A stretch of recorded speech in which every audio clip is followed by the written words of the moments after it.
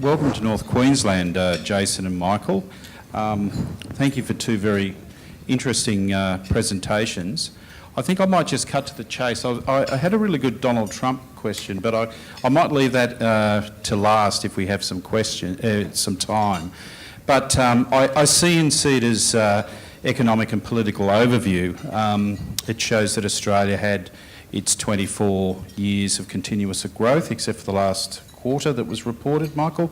That was in your presentation, which I think Jason pointed out is very patchy. And I think the job figures you quoted that was lost in the rest of Queensland outside Brisbane was around the 43,000 job mark. In this region, the latest ABS figures that I've seen suggest that we received about 10,000 of those job losses in the last 24 months. So I guess a question to you, Jason, on the political front, and then maybe an economic analysis of Jason's question, Michael, might be, Jason, if you were Australia's emperor for a day or a week, how would you go about fixing the problems up here in regional Queensland? At the end of my contribution there, I talked about skills and investment in education. I think there's always a lot of attention legitimately placed on physical infrastructure, on our physical assets. Not enough attention is placed upon our human capital, our human assets. And I make the point regularly that the most valuable thing in this country aren't the hard things in the ground, they're the soft things between our ears and how we grow them. It's the work that we do in making sure we get more people finishing school, more people going on to TAFE, more people going on to university, that's going to provide us with the critical mass in our regions here to turn these unemployment figures around. Obviously that's not the only thing, but I think without that we will fail. Okay. One of the problems we do have is we have families leaving our community. So while they may go on to higher education, it may not be in our regions and they may not be sticky in our regions. So how would you entice them back? You might have a better answer to this than me, because we were talking earlier about what attracts a student to go to JCU, and certain students will come here from the four corners of the earth to study marine science or tropical medicine. But they won't necessarily come here to study business. They're more likely to be at your business school in Brisbane. So it's about offering something which no one else offers that's going to draw people here and keep people here. Okay, thank you. Michael, do you have some economic comment on that answer?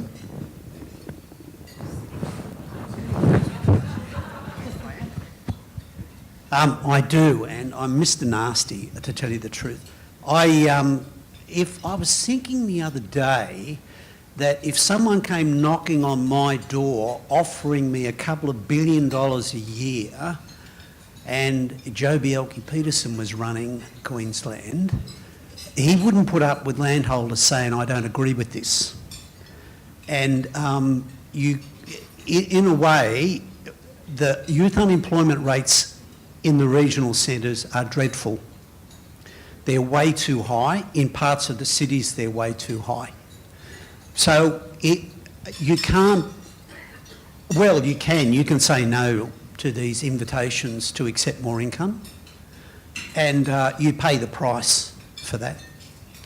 I also have a general view about, actually there was a wage decision announced today about penalty rates, and this again is very difficult. Over the next couple of years, most of our jobs growth will come from education and health and groups related to that. So allied health will be the biggest employer in the economy. They'll have 14 to 15% of all jobs across all states, across all cities and in regional centres. You've got a big health related groups here. So you've got to accept that has to be some adjustment here about penalty rates, which is not favourable to the people in those jobs, if you want more jobs, okay? So that's kind of a couple of issues. It doesn't go down too well with the population. I'm not standing for one nation, as you understand it. They're all things to all people until they're actually put on the spot to make a decision about something. And then people will realise really that their views on things are more kind of trying to take us backwards than forwards in many respects. I suppose the tourism-related areas really need some very big adjustments around penalty rates to create more jobs, more opportunities, but that would also flow through to the small business side of things as well, that really run off accommodation. So the other interesting point I'd make about when I travel, and I'm very fortunate because I do get to travel a fair bit with the Commonwealth Bank, it's always intrigued me about the regional centres that do really well are the ones that are very, very open to different groups coming there to do things. And whether it's events, music, we talked about the music festivals you have, but that's a kind of start.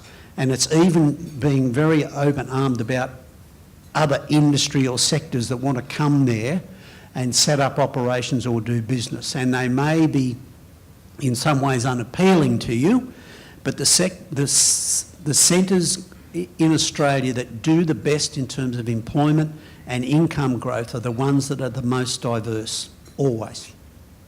And it may not just be the decisions you make, it may be changes in circumstances overseas that mean Australia is relatively a good place to come to, like currently with the tourism side of things.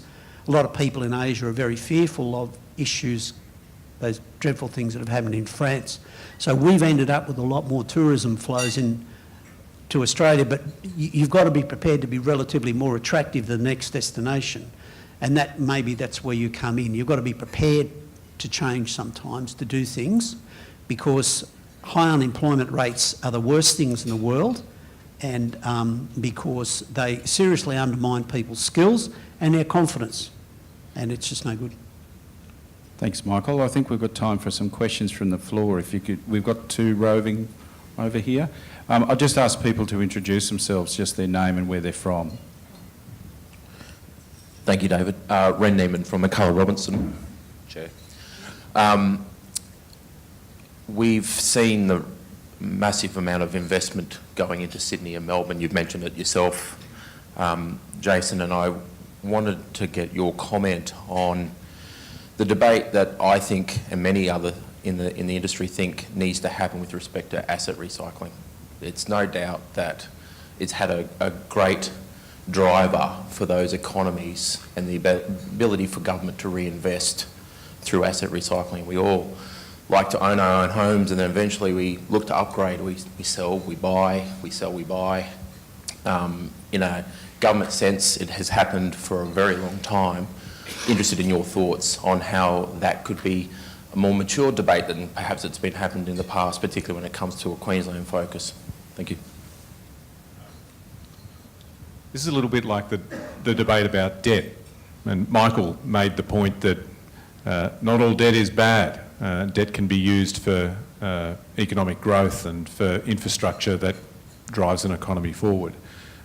We live in an age, though, where it seems like the debate around debt is a very poisonous political one, and you judge a political party based upon whether the budget is in surplus or deficit and how big the current amount of debt they're carrying is. And privatisation, which is what you're pointing to, I guess is another one of those where you will always have people who will see the benefits of it, and then there'll be a lot of people who, it doesn't matter what it is that you're trying to privatise, they'll be against it.